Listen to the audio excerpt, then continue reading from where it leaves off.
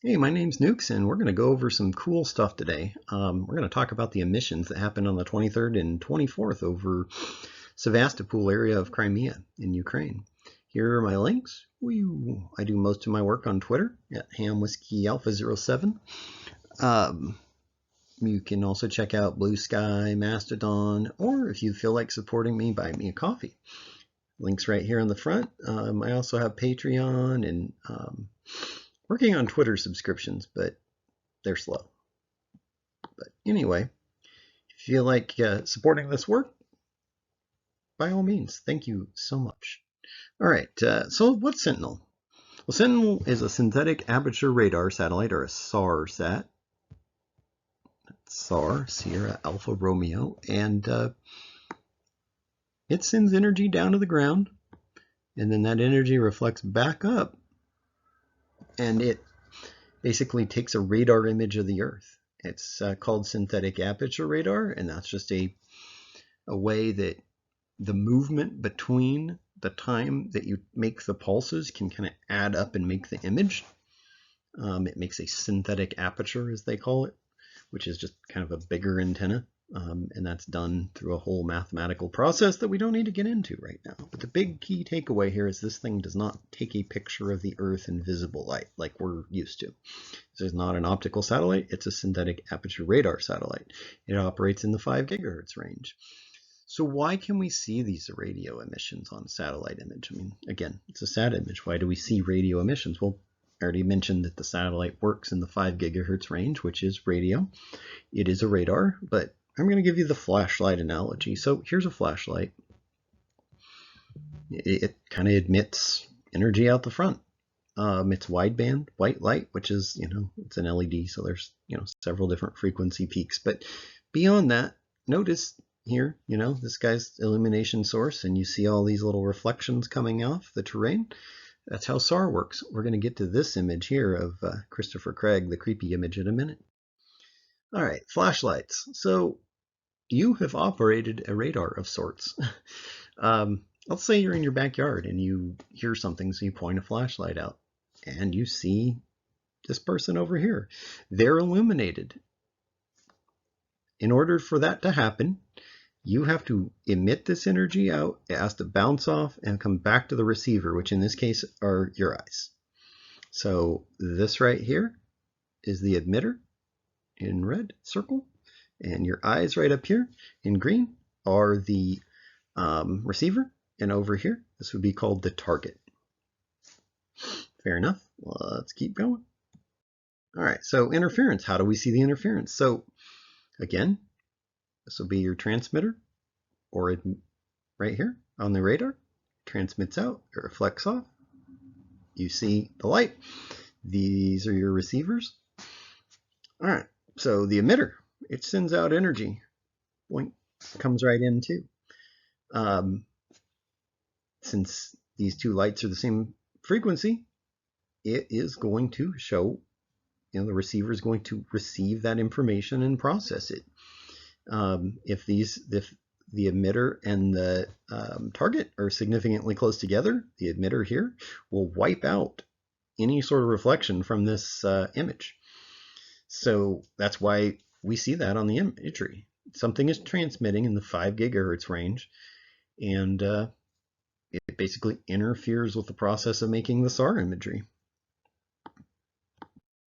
So let's talk about frequency for a minute. What is frequency? Frequency is how many times per second something happens. So this guy right here, you can see he's jumping rope. Well, you can see that's 4 hertz, 4 times per second. We measure this in hertz. That's the little symbol for hertz, capital H, little z. That means, how many times per second something happens. When we're talking about radio, we are talking about cycles per second, which is that right here. It's the time it takes for the sine wave to go from 0 all the way positive, back through 0, and all the way back to 0 again through negative. That is one cycle, and then hertz is basically cycles per second. And the faster those cycles are, this is a terrible one, try again, the shorter the wavelength may be. So the distance from here to here is your wavelength, measured in actual meters, centimeters, millimeters, micrometers, nanometers. It just depends on the frequency of your light, or your radio.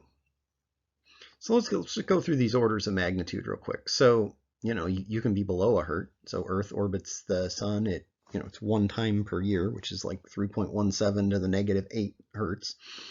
It's a lot of seconds, more or less. And then, the manned jump ropes at 4 times per second, 4 hertz. Means electricity oscillates at 50 hertz for most of the world, 60 hertz in the US. That's 60 times per second, 60 cycles per second.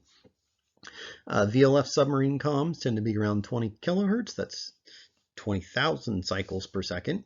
AM radio stations, or medium wave radio stations, as you call them in parts of Europe, I think, 1,000 kilohertz, which is 1 million hertz, or 1 megahertz, which is 1 to the 6th hertz, or 1 million hertz.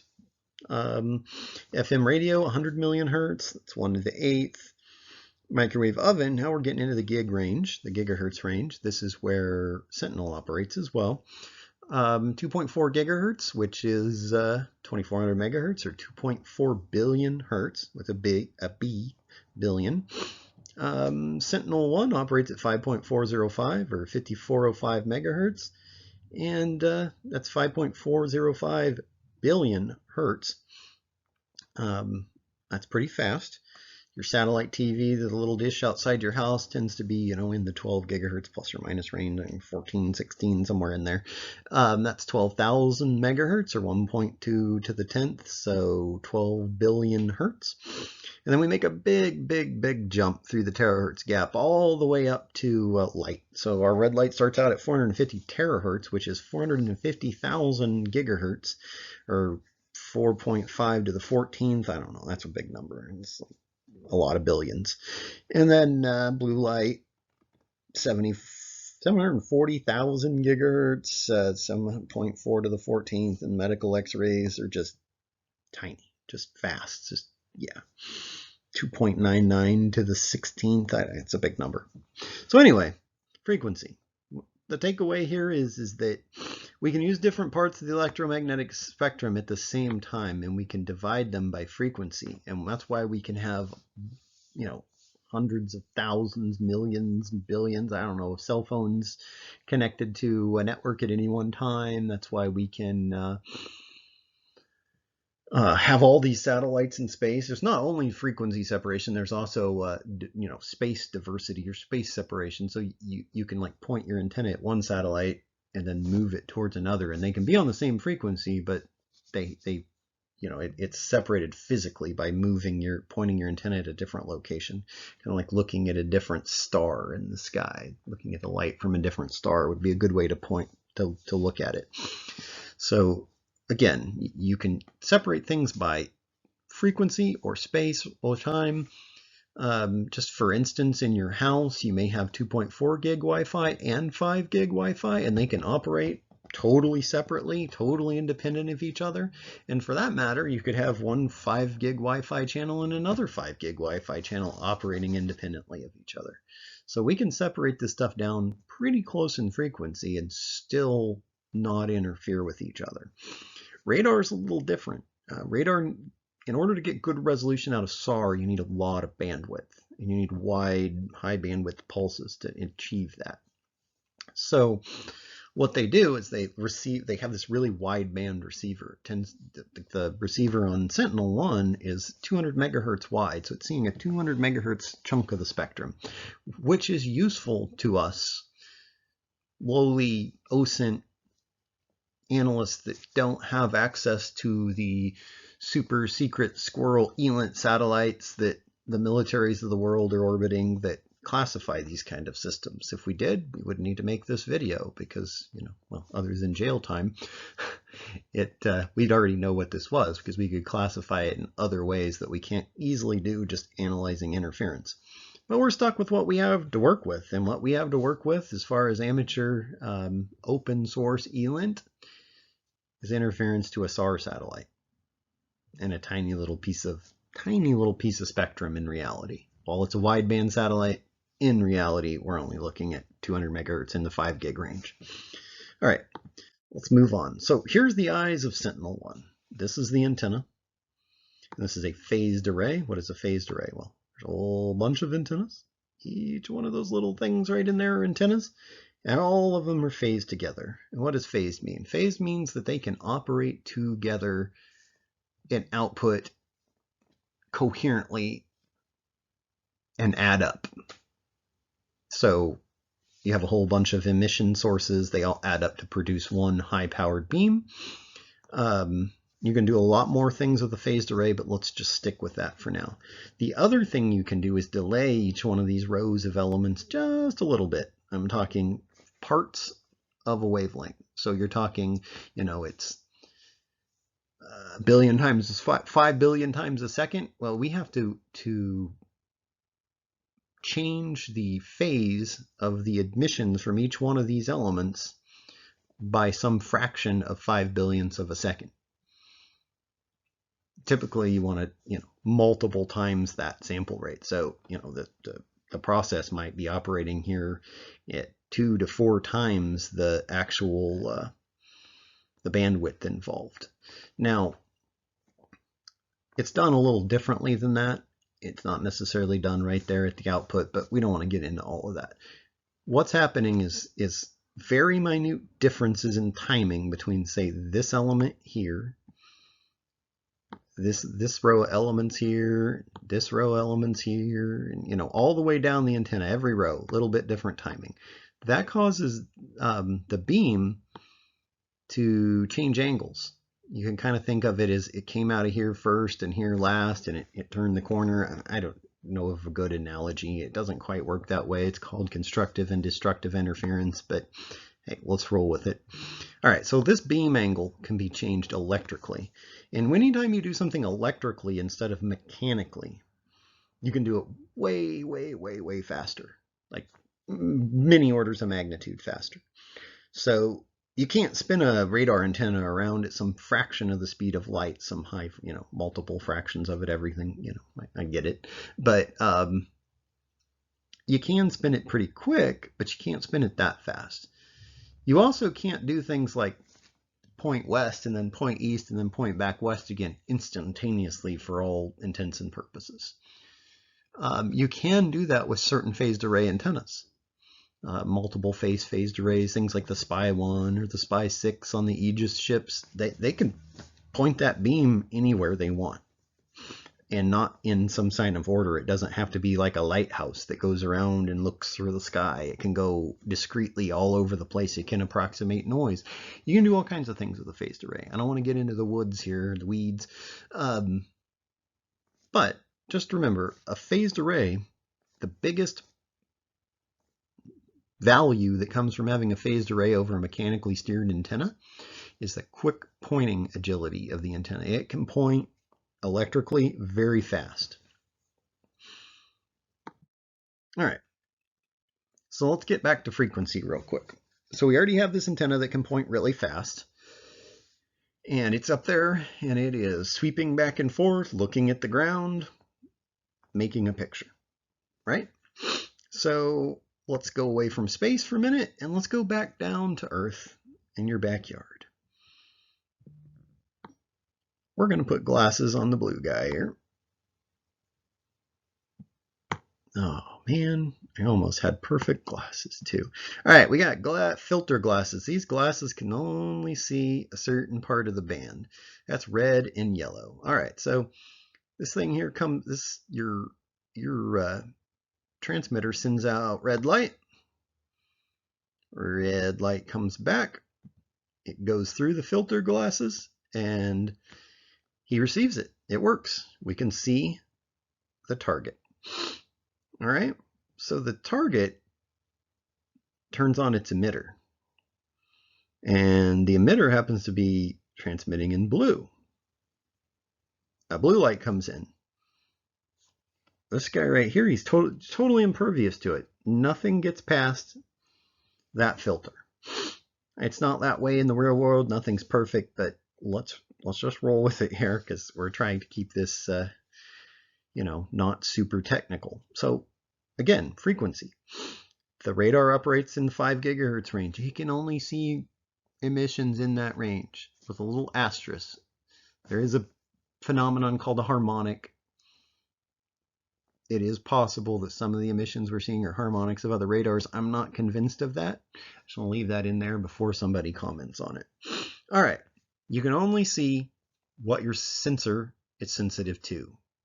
In this case, radio-wise, you can only see what your receiver is sensitive to. In this case, 5.305, 5.505 gigahertz. Your eyes, they're sensitive to the visible light spectrum, you know, red through violet. Above it, ultraviolet, can't see it. Below it, infrared, can't see it. We can sometimes sense infrared in another way. You know, we can feel the heat from it. You put your hand up by a fire, that's the infrared energy that's heating your hand. You know, not if it's right over the fire, then that's direct convection. If you go out in the sun too long, you get a sunburn. Well, that was ultraviolet radiation. That cooked the outside layer of your skin, more or less. So just because our eyes aren't sensitive to it doesn't mean we're not sensitive to it in another way. How that relates to this? Well, it really doesn't, but now you know. Anyway, let's move on. All right, so why did we use creepy Chris over here? Christopher Craig and Chris, whatever. Anyway, well, the reason is that this image really applies to SAR very well. And if you look over here, look at what's going on. The SAR satellite needs to be at an angle to what it's viewing. So they don't look straight down, they look off to the side a little bit. And the reason for that is terrain, if you look straight down on a mountain, I mean, it's really hard to tell that's a mountain sometimes, especially if there weren't any shadows or anything from the sun. I'm talking of an optical image. Well, the same thing is true, and it's even a little worse for SAR because the point source is pretty close, and it's not really filtered the same way, like through the atmosphere and diffused. Like sunlight sort of doesn't make many shadows because it's so diffused through our atmosphere. That's not really what happens from 5 gigahertz. It pretty much goes right on through and ends up, in order to really see the terrain, you've got to come in at an angle. You know, and that's you can see here there's a wavelength. That lambda means wavelength, so there is a wavelength aspect to it of it. So that angle could be a little different for different wavelengths, but we're not worried about that today. If you look at what's going on right here, this is why this is such a good analogy. Your point source is down here at the bottom, your flashlight.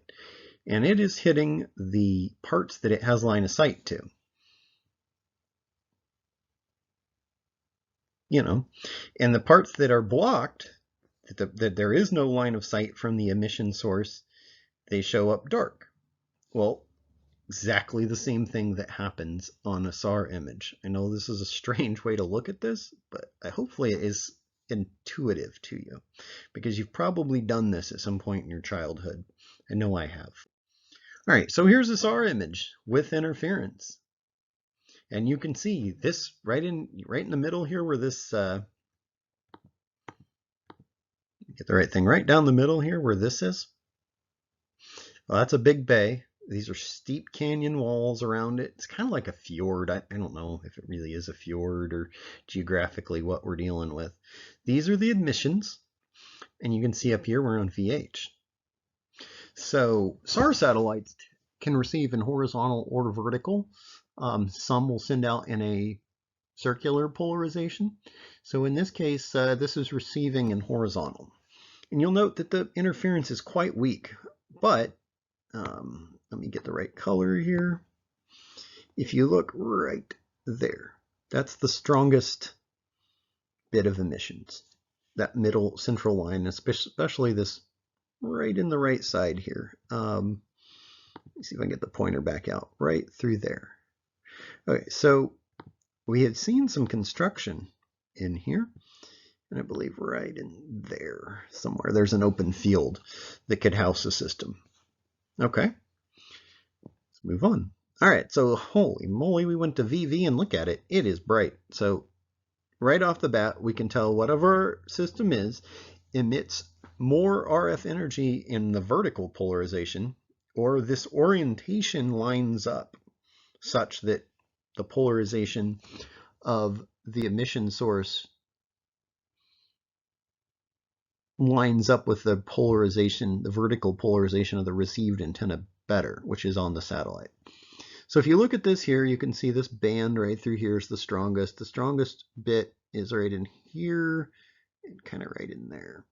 Again, right in there, we saw some construction, and right over here we saw trying to change the color. Right over there we saw a field. Now, let's move on.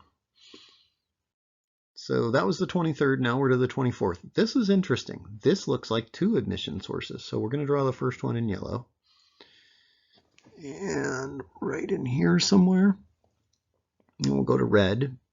You can see there's one here, and it kind of overlaps. So it's like we've got this box here, back to yellow, and we've got this box here.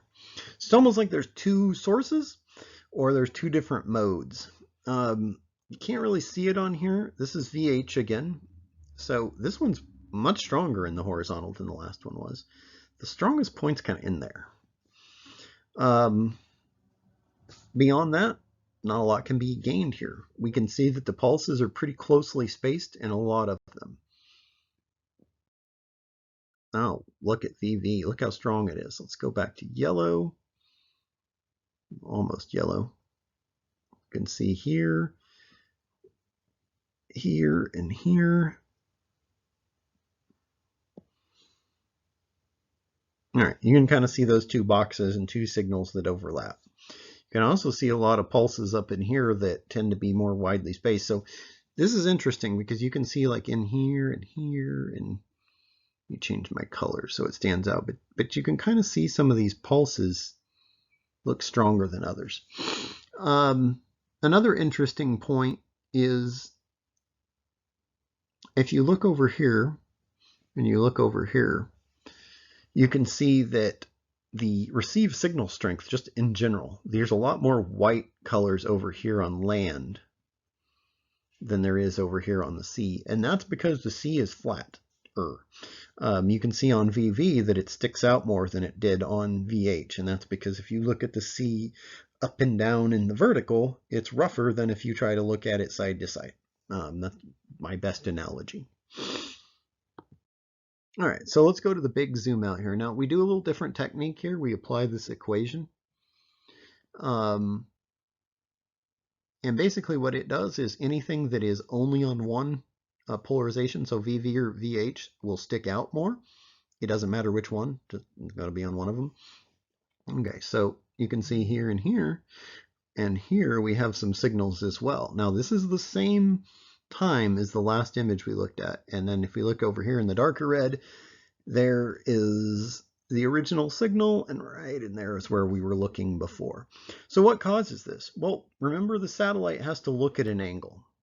So if the satellite's looking at an angle right across here, it's seeing both of these at the same time. So the satellite doesn't know what it's looking at. It just knows where it's looking. So all of the pointing that the satellite does and making of maps comes from the satellite having a GPS receiver knowing where it's at and accurately where it's pointed and how it's oriented at any given time. So in the data the raw data, they have the ephemeris, they call it the orbit of the satellite in a very highly accurate way. They have the current look angle and the current state vector position of the satellite. So basically you can take each bit of information and say, hey, I'm at, X kilometers above the Earth, I'm looking at this angle, blah, blah, blah, and that gives you do a bunch of math and you basically get coordinates on the Earth for every pixel, and then you can make a map out of that. So long story here, short, long analogy anyway, the satellite doesn't know what it's looking at. The satellite just knows where it's looking. So if the emitter here is transmitting and everything that the satellite is making a map with isn't coming from the transmitter on the satellite, it's coming outside of that kind of closed loop that the satellite knows, it doesn't know where to plot these things on the map. So it will plot some of them in the right place because, of course, the signal will be strongest when it's looking right at the target, the emitter. So right at whatever's causing the interference, which in this case, I'm going to draw this in blue, is what we had looked at before. Now, that antenna isn't perfect. If there's a lot of power coming out of your emitter, it will still receive those signals even when it's not pointed at what, at a point on the ground. So that's what these are. These are artifacts because the receiver picked up that same signal that was coming out of this area down here, but the antenna wasn't pointed at it. It was at a different time, so it didn't know how to plot it. So it just kind of plots it wherever. The antenna was going, certainly probably looking somewhere like right there, but then it came in. So again, you have to understand that the way this works in order to kind of do the analysis of why we get these artifacts. And it's mainly just because the antenna isn't perfect. If you want to look at this, Sentinel EO Hub or the new Copernicus open browser deal, all you got to do is go to Custom under Sentinel 1, and you just drag these little icons here, down into those circles. It's real simple, and just follow that. VV minus VH over VV plus VH. It's real simple, and anybody can do it. It's free on the new Copernicus open browser. All right, next slide. All right, so this is pulse Doppler. This is what we've seen a lot of times. I'm not saying the other's not pulse Doppler, just bear with me. We've seen this a lot. This is over across the Azov, kind of on that part of the land where the Yesk Air Base is. It's up to the north. We see this quite a bit, and it's got this distinct pattern of these little boxes that are, I think what they are is long pulse trains. But we can also see when we go to VV that signal's essentially gone. And that's what we note most of the time with what we assume to be air defense radars. And then let's go to the waveform. So this pulse Doppler waveform of that same image up there, and it is, several short pulses. Actually, let me start on the first line is a bunch of short pulses. The second line is, let me move down to the bottom here, and we will change color to green. So the second line is like 5 pulses, some time, 5 pulses and some time, kind of like that. All right, and then we go back to this quick pulse mode. And then we kind of lose the signal. But that's what we see. We see these, it's just 2 different modes interpolated. And that's what you would expect from maybe like a search radar or something that's trying to just sit there and watch out for something, which, makes sense. And here's our mystery emissions. I couldn't really zoom in on these anymore. The data just wasn't fine enough to see this, but what they are is that same sort of quick pulse, but even faster. Whole bunch of them real fast over this wide bandwidth, and then repeated very fast, faster than the other one again. And the pulses are quick but wide. So what does that leave us with? Well, I don't know. And I hate to leave it there, I really do. But unfortunately, we just don't have any good way to tell what this is without taking an optical image of it. And unfortunately, it's cloud season. I can speculate all day long that maybe they moved Tor or Book into the area to kind of provide some point defense, or maybe we're seeing SATCOM, or maybe we're looking at some kind of a C-band jammer. I don't know. All I know is these are a lot of fast pulses that are wider, and these rapid little pulse trains, whether this is a shorter range radar of some kind, point defense, or if it is SATCOM or jamming, I don't know. And I can't speculate until we can get a view to that area, and it's going to be a little while. I know last year, we had very few good looks at things from, mid-November and December on until the end of February, end of March. I think there were 2 or 3 clear days in February.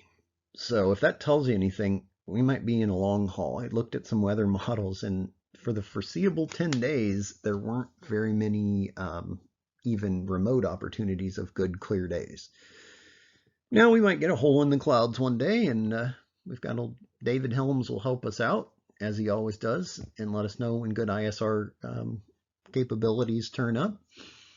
But right now we're in a holding pattern, and I just hate to end it this way, but I promised everybody this video this week, and I'm going to get that video out one way or another. We're going to stay on this, and as soon as we could get a clear day, the support's been pretty good on the imagery front. We were going to buy lots of imagery. So thank you all for supporting this project and all the other analysis projects. Again, I'm on Buy Me a Coffee, Patreon, Twitter subscription soon. All that just goes to buying more sat imagery and you know, things that we have to pay for analysis work, subscriptions and stuff. So thanks for all the support, and I'd like to thank Intel. He's been great at helping me find these things, and everybody else on our team that points things out, and just all the support and encouragement I've got from all of the followers and everybody in our group. It's been a great experience. I'm glad I'm working with a good team now, because it's really made a difference. I was getting pretty burned out before, just trying to do this on my own. So thanks again, and I definitely appreciate all the support. We will see you next time, and we'll stay on this. Let you know if anything changes. You guys have a good one, and catch you later.